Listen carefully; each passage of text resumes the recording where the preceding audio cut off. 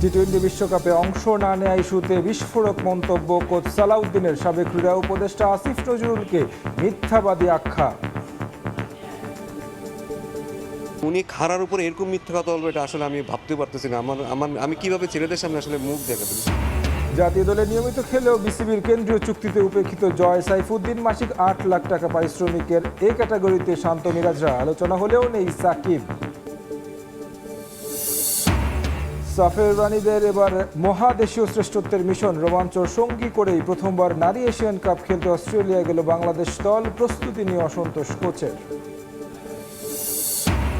এবং rising stars নারী Asian কাপের ফাইনালে ওঠার লড়াই বাংলাদেশের। ব্যাংককের সেমিতে পাকিস্তানের মুখোমুখি লাল সবুজের প্রতিনিধিরা।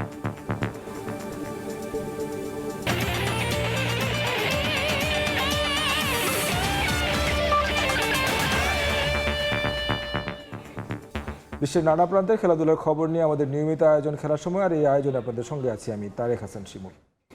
সাবেক ক্রীড়া উপদেষ্টা আসিফ নজরুল মিথ্যাবাদী। টি-20 বিশ্বকাপে না যাওয়ার সিদ্ধান্ত কোনোভাবেই ক্রিকেটারদের ছিল না। বিশ্বকাপ নিয়ে আসিফ নজরুলের বক্তব্যের প্রতিক্রিয়ায় এমন বিস্ফোরক মন্তব্য করেছেন জাতীয় দলের সিনিয়র সহকারী কোচ মোহাম্মদ সালাউদ্দিন। এমনকি অভিভাবক হয়ে সেদিন ক্রিকেটারদের সামান্য সমবেদনাও জানায়নি বলে মন্তব্য করেন সালাউদ্দিন। সিদ্ধান্ত নিয়েছে বাংলাদেশের ক্রিকেট খেলোয়াড়রা, ক্রিকেট বোর্ড, তারা নিজেরা স্যাক্রিফাইস করে। উনি একেবারে এমন মিথ্যা কথা বলছে। আমার বিশেষ করে আমি তো নিজেও টিচার মানুষ, টিচাররা তো একটু মিথ্যা কথা একটু কম বলে। কারণ উনি খাড়ার উপরে এরকম মিথ্যা কথা বলবে এটা আসলে আমি ভাবতে পারতেছি না। আমি কিভাবে ছেলেদের সামনে আসলে মুখ দেখাবো। একটা বিশ্বকাপ মানে একজন ক্রিকেটারের ক্যারিয়ারের আরাধ্য স্বপ্ন, নিজেকে প্রমাণের অনন্য মঞ্চ। কিন্তু টাইগারদের সেই বিশ্বকাপ হয়ে গেল বিতর্কের গল্প। আইসিসির দ্বিচারিতার বলি বাংলাদেশ। তবে দায়িত্বপ্রাপ্তরা আরো বিচক্ষণতার পরিচয় দিতে পারতেন কিনা সেটা নিয়ে প্রশ্ন ছিল শুরু থেকে। কিন্তু তা না করে সাবেক ক্রীড়া উপদেষ্টা আসিফ নজরুল সব দায় চাপালেন ক্রিকেটারদের উপরে। যা খেলতে না পারার কষ্টের চেয়েও বেশি আঘাত লেগেছে টাইগারদের মনে। এবার ক্ষোভ ঝাড়লেন সিনিয়র সহকারী কোচ। দেশের সর্বোচ্চ বিদ্যাপীঠের একজন মানুষ, উনি এইভাবে মিথ্যা কথা বলবে এটা আসলে আমরা আসলে মানতে পারতেছি না। মানাটা আসলে কিভাবে মানবে এটা আসলে আমার বলার মতো না, যে উনি কি বলে আসলো আর উনি এসে কিভাবে ইউটার্নটা নিল। ক্রিকেটারদের বিশ্বকাপ ঘিরে স্বপ্ন থাকে অনেক, নতুনদের কাছে আরো বিশেষ। মেগা আসর হাতছাড়া হওয়ার পর মানসিকভাবে অনেক ভেঙে পড়েন দুই ক্রিকেটার। তাদের আবারও ক্রিকেটে ফেরানোটাই বড় চ্যালেঞ্জ ছিল সালাউদ্দিনের। ক্ষতির কথা বলেন, শুধু পার্সোনাল ক্ষতির কথা আমি বলবো না। পার্সোনাল ক্ষতি একটা ছেলে মানুষের ড্রিম আমি স্বপ্নটা শেষ করে দিচ্ছি। আমি তো জানি আমার 2টা প্লেয়ার কোমাতে চলে গেছিলো, 5 দিন ধরে কোথায় বলে হারাই গেছিল। তারে যে আমরা ওই যে টুর্নামেন্টে মাঠে ফিরে আনতে পারছি ওইটাই বেশি। আমার মনে হয় এটাই সবচেয়ে বড় সাকসেস কোচিংয়ে আমার জীবনে। দেশের সাথে আমিও অনেক কিছু স্যাক্রিফাইস করতে রাজি আছি, ছেলেরাও রাজি আছি। বাট আমি কি ছেলেটার উপরে হাতটা বুলাই দিছি, বাবা তোমরা খেলতে পারতেছো না, এই কারণে একটু সুন্দরভাবে কমিউনিকেশন করে আমার মনে হয় তাহলে কি অনেক কিছু মানা যায়। এবারের বিশ্বকাপে জিম্বাবুয়ের মতো দলও দেখাচ্ছে দারুণ চমক।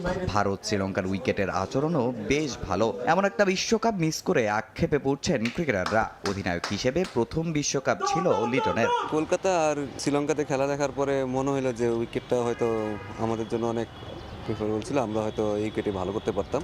খেলার যেরকম মান যাচ্ছে সেই অনুযায়ী আমার কাছে মনে হচ্ছে যে এখানে আমাদের ভালো করার অনেক সুযোগ ছিল।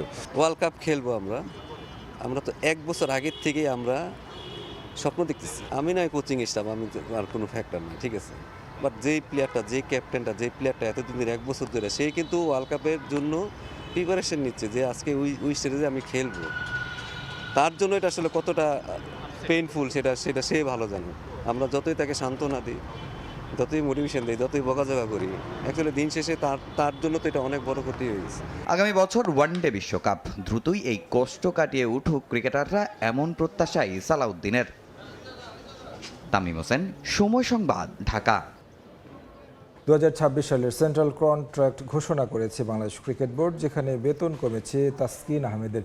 গেল বছর A+ ক্যাটাগরিতে থাকা একমাত্র এই ক্রিকেটারকে নামিয়ে দেওয়া হয়েছে A ক্যাটাগরিতে। 5 ক্যাটাগরিতে 28 ক্রিকেটারকে রাখা হয়েছে এবারের কেন্দ্রীয় চুক্তিতে। বারবার বলা হলেও জাতীয় দলের চুক্তিতে রাখা হয়নি সাকিব আল হাসানকে। এমনকি নিয়মিত জাতীয় দলে খেললেও উপেক্ষিত জয় ও সাইফুদ্দিন। 27 জনের পরে যখন আলোচনা শেষ তখনই আমাদের প্রপোজাল আসছে অতীতের আলোচনা সাপেক্ষে, সাকিবের সাথে আলোচনা সাপেক্ষে প্রশ্ন আসছে প্রস্তাবটা আসছে এবং সেই প্রস্তাবের আমি সমর্থক ছিলাম। চুক্তিবদ্ধ যে তালিকাটা হবে বিভিন্ন গ্রেডে প্লেয়ারদের, সেখানে সাকিব আল হাসানকে আমরা প্রপোজ করেছি আর কি। বিশ্বকাপ বয়কট করে যখন চাপে ছিল ক্রিকেট বোর্ড, তখন ট্রাম্প কার্ড হিসেবে সামনে নিয়ে আসা হয় সাকিব আল হাসানকে। দেশের মাটিতে ম্যাচ খেলে জাতীয় দলকে বিদায় বলতে চাওয়া টাইগার কিংবদন্তিকে সেই সুযোগটা নাকি দিতে চেয়েছে বর্তমান বোর্ড। তারপরেই জানানো হয় সাকিবকে রাখা হবে বিসিবির কেন্দ্রীয় চুক্তিতে। ২৭ ক্রিকেটার চূড়ান্ত হওয়ার পর ২৮ নম্বর ক্রিকেটার হিসেবে সাকিবকে নিয়ে আলোচনা হয় পরিচালকদের মাঝে, যে আলোচনায় সমর্থন দিয়েছিলেন পরিচালক আসিফ আকবর। অথচ বিসিবি প্রকাশিত কেন্দ্রীয় চুক্তিতে ২৮ ক্রিকেটার আছেন ঠিকই, কিন্তু নেই সাকিব আল হাসানের নাম। তাকে রাখা হয়েছে উপেক্ষিত।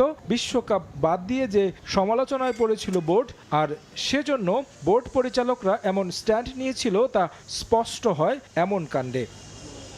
বিসিবি ঘোষিত কেন্দ্রীয় চুক্তিতে থাকা ২৮ ক্রিকেটার জায়গা পেয়েছেন ৫ ক্যাটাগরিতে। গেল বছর A+ ক্যাটাগরিতে একমাত্র ক্রিকেটার ছিলেন তাসকিন আহমেদ। এবার এই ক্যাটাগরিতে রাখা হয়নি কোনো ক্রিকেটার। ৫ ক্যাটাগরি হলেও মূলত ক্রিকেটারদের স্থান হয়েছে ৪ ক্যাটাগরিতে। এ ক্যাটাগরিতে আছেন ৪ ক্রিকেটার, ৩ ফরম্যাটের ৩ অধিনায়ক নাজমুল হোসেন শান্ত, মেহেদী হাসান মিরাজ আর লিটন দাস। এই ক্যাটাগরির অন্য ক্রিকেটার তাসকিন আহমেদ, যাদের মাসিক বেতন ৮ লাখ টাকা। বি ক্যাটাগরিতে আছেন সর্বোচ্চ ১১ ক্রিকেটার, তাদের মাসিক বেতন হবে ৬ লাখ টাকা করে, যেখানে আছেন মুশফিক, মুমিনুল, মুস্তাফিজ, তাইজুল, তাওহিদ হৃদয়, সাদমান, শেখ মেহেদী, তানজিদ তামিমরা। ক্যাটাগরি সিতে ৬ ক্রিকেটারের স্থান হয়েছে, যেখানে তারা মাসিক বেতন পাবেন ৪ লাখ টাকা করে। এই ক্যাটাগরিতে আছেন সৌম্য, জাকের, শরীফুল, তানজিম সাকিব, নাসুম খালেদরা। আর সবশেষ ডি ক্যাটাগরিতে ২ লাখ টাকা করে বেতন পাবেন ক্রিকেটাররা। এই ক্যাটাগরির ক্রিকেটাররা হলেন টি-20 দলের সহ অধিনায়ক সাইফ হাসান, পারভেজ ইমন, তানভীর, নাইম, মুরাদ, শামীম পাটোয়ারি ও নুরুল হাসান সোহান। গেল বছর সেন্ট্রাল কন্ট্রাক্টে ছিলেন ২২ ক্রিকেটার, এবার বাড়িয়ে করা হয়েছে ২৮ ক্রিকেটার। গেল বছর থেকে বাদ যাননি কেউ। প্রথমবার চুক্তির আওতায় এসেছেন ইমন, তানভীর ও মুরাদ, আর পুনরায় চুক্তিতে ফিরেছেন সাইফ, সোহান, নাইম, শামীমরা। তারেক হাসান শিমুল, সময় সংবাদ, ঢাকা। ফুটবলের খবর জানাবো। নারী এশিয়ান কাপ ফুটবলের সর্বোচ্চ আসর AFC নারী এশিয়ান কাপে খেলতে অস্ট্রেলিয়া গেল বাংলাদেশ দল। ১ মার্চ থেকে ২১ মার্চ পর্যন্ত অস্ট্রেলিয়ার ৩ শহরে অনুষ্ঠিত হবে এশিয়ান নারী ফুটবলের সর্বোচ্চ আসর। দেশের ক্রীড়াঙ্গনের ইতিহাসে নতুন এক সোনালী অধ্যায়ের সূচনা। প্রথমবারের মতো এশিয়ার সর্বোচ্চ মঞ্চে লড়াই করতে যাচ্ছে বাংলাদেশ নারী ফুটবল দল। স্বপ্ন পূরণের প্রত্যাশায় বিভোর বাংলার মেয়েরা। এশিয়ান ফুটবলের শ্রেষ্ঠত্বের আসর AFC নারী এশিয়ান কাপে খেলতে গেল অস্ট্রেলিয়ায়। বৃহস্পতিবার দিবাগত রাতে শাহজালাল আন্তর্জাতিক বিমানবন্দর থেকে রওনা দেন আফাইদা খন্দকার, ঋতুপর্ণা চাকমারা। ১ মার্চ থেকে ২১ মার্চ পর্যন্ত অস্ট্রেলিয়ার ৩ শহরে অনুষ্ঠিত হবে এশিয়ান নারী ফুটবলের সর্বোচ্চ আসর। অভিজ্ঞতা ও অর্জনে বাংলাদেশের সঙ্গে চীন, কোরিয়া ও উজবেকিস্তানের পার্থক্যটা যোজন যোজন। তবুও ভালো খেলার প্রত্যয় নিয়ে শিষ্যদের নিয়ে রওনা হয়েছেন কোচ পিটার বাটলার। ৩ মার্চ বাংলাদেশের প্রতিপক্ষ ৯ বারের চ্যাম্পিয়ন চীন। ৬ মার্চ দ্বিতীয় ম্যাচে ৩ বারের শিরোপাজয়ী উত্তর কোরিয়ার মুখোমুখি হবে বাংলাদেশ। ৯ মার্চ প্রতিপক্ষ ৫ বার এশিয়ান কাপ খেলা উজবেকিস্তান। এশিয়ান কাপের মিশন সামনে রেখে দারুণ রোমাঞ্চিত দলের সদস্যরা। ফল যাই হোক, নিজ দেশের খেলা দেখার ও সমর্থনের আহ্বান বাংলাদেশ দলের গোলরক্ষক স্বর্ণা রানী মণ্ডলের। আমাদের জন্য প্রথম যে আমরা AFC কোয়ালিফাই করছি এবং এত বড় একটা দেশে আমরা যাওয়ার সুযোগ পাচ্ছি, খেলার সুযোগ পাচ্ছি এত বড় বড় দেশের সাথে, তো অবশ্যই ভালো লাগতেছে। আমাদের গ্রুপে যারা আছে চায়না, কোরিয়া, তারা সবাই অনেক ভালো টিম। তারপরেও আমাদের চেষ্টা যেটা থাকবে যে আমাদের সর্বোচ্চটা দেয়া, রেজাল্ট যাই হোক দেশবাসী যেন আমাদের ফুটবল খেলাটা দেখে যাতে উপভোগ করতে পারে, ভালো বলতে পারে, এটা আমাদের চেষ্টা থাকবে। প্রস্তুতি নিয়েও সন্তুষ্টির কথা জানিয়েছেন বাংলাদেশ দলের গোলরক্ষক। এতদিন প্র্যাকটিস করার, ভালোভাবে প্রিপারেশনটা ঠিকঠাক মতো নেওয়ার, আমাদের লিগ ছিল সেখানেও আমরা খেলার চান্স পাইছি। প্রিপারেশন আমাদের ভালো, আমরা চেষ্টা করব দেশকে ভালো কিছু দেওয়ার। প্রতিযোগিতায় সম্মানজনক ও প্রতিদ্বন্দ্বিতাপূর্ণ পারফরমেন্স করাই বাংলাদেশের প্রধান লক্ষ্য বলে জানিয়েছেন খেলোয়াড়েরা। আবু সাইদ নিশান, সময় সংবাদ, ঢাকা।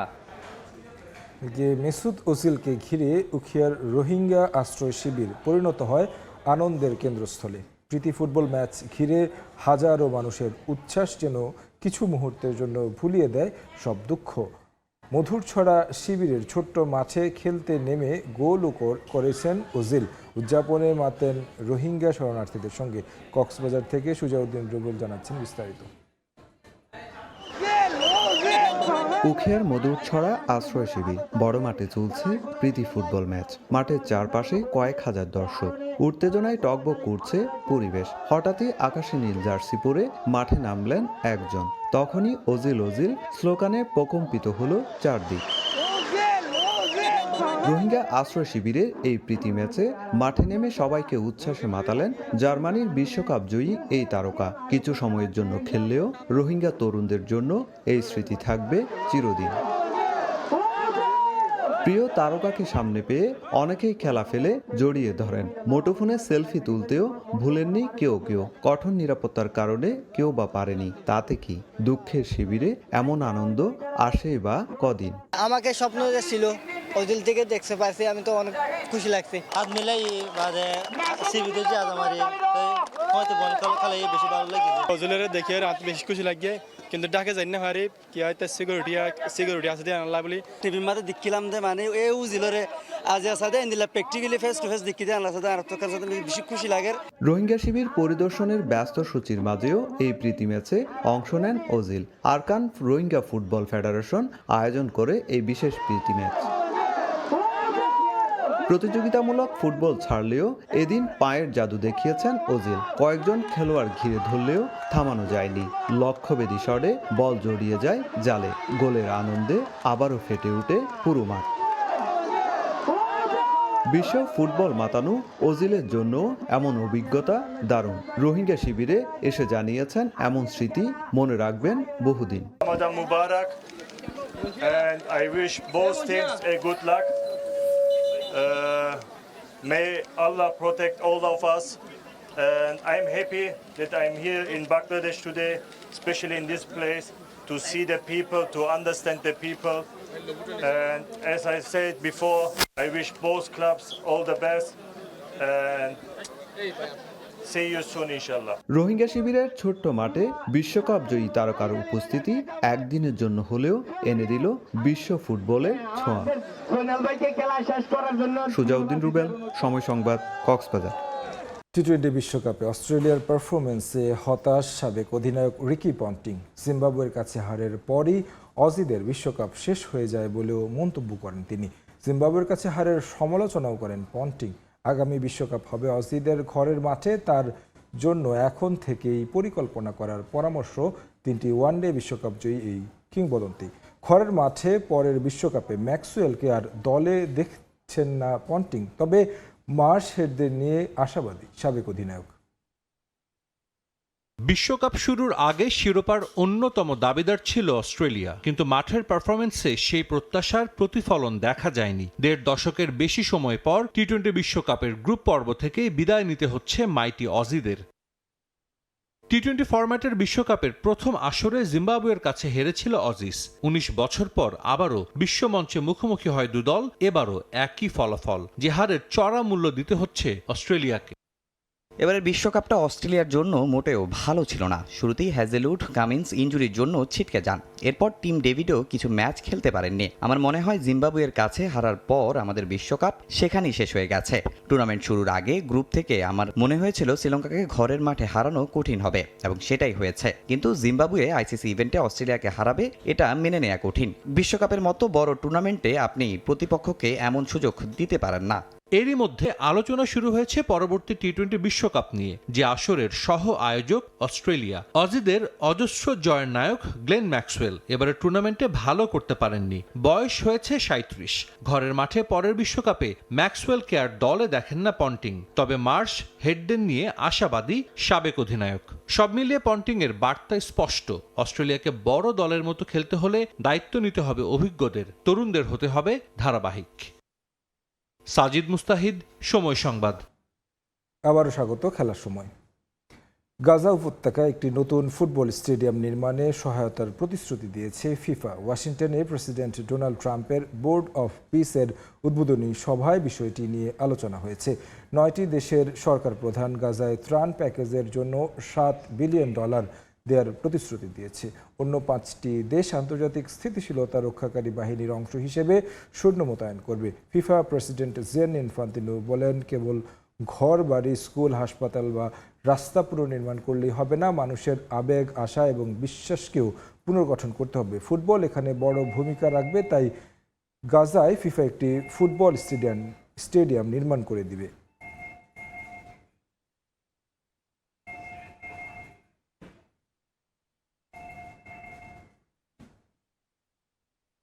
বর্ণাঢ্য আয়োজনের মাধ্যমে সংবর্ধনা দেয়া হলো জাতীয় ফুটবল চ্যাম্পিয়নশিপে শিরোপা জয়ী দিনাজপুর জেলা দলকে।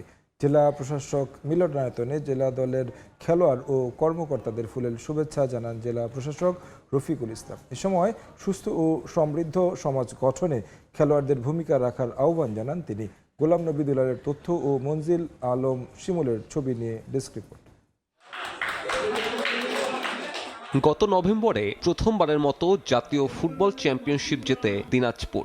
দেরিতে হলেও জেলার কৃতি সন্তানদের সংবর্ধনা দিল দিনাজপুর জেলা প্রশাসন। বৃহস্পতিবার বিজয়ী দলের সদস্যদের ফুল দিয়ে বরণ করে নেন জেলা প্রশাসক সহ ফুটবল অ্যাসোসিয়েশনের কর্মকর্তারা। খেলোয়াড়দের হাতে তুলে দেওয়া হয় DFA মনোগ্রাম খচিত একটি ব্লেজার ও নগদ অর্থ।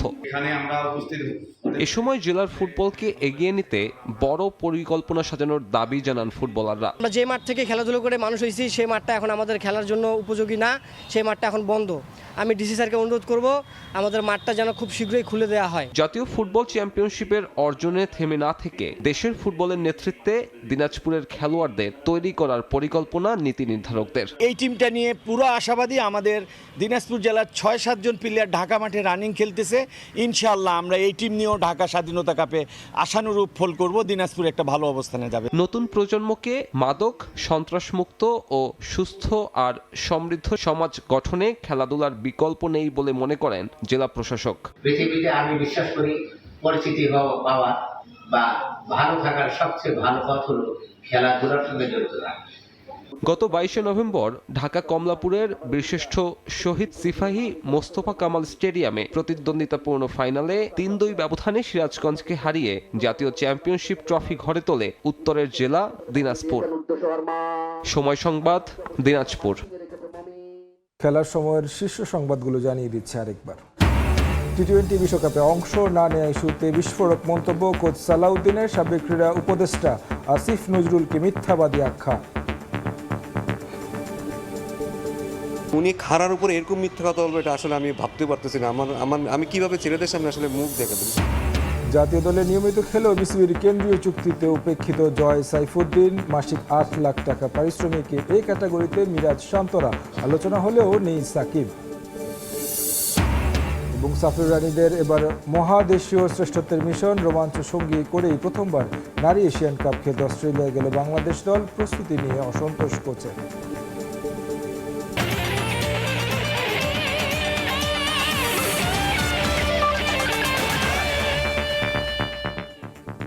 এই ছিল খেলার সময়ের পর দুপুরের সময় সঙ্গে থাকবেন সাইফুল রুদ্র। শিমুল, আপনাকে ধন্যবাদ। দুপুরের সময় নিয়ে আসছি কিছুক্ষণ পর, সঙ্গে থাকুন সময়।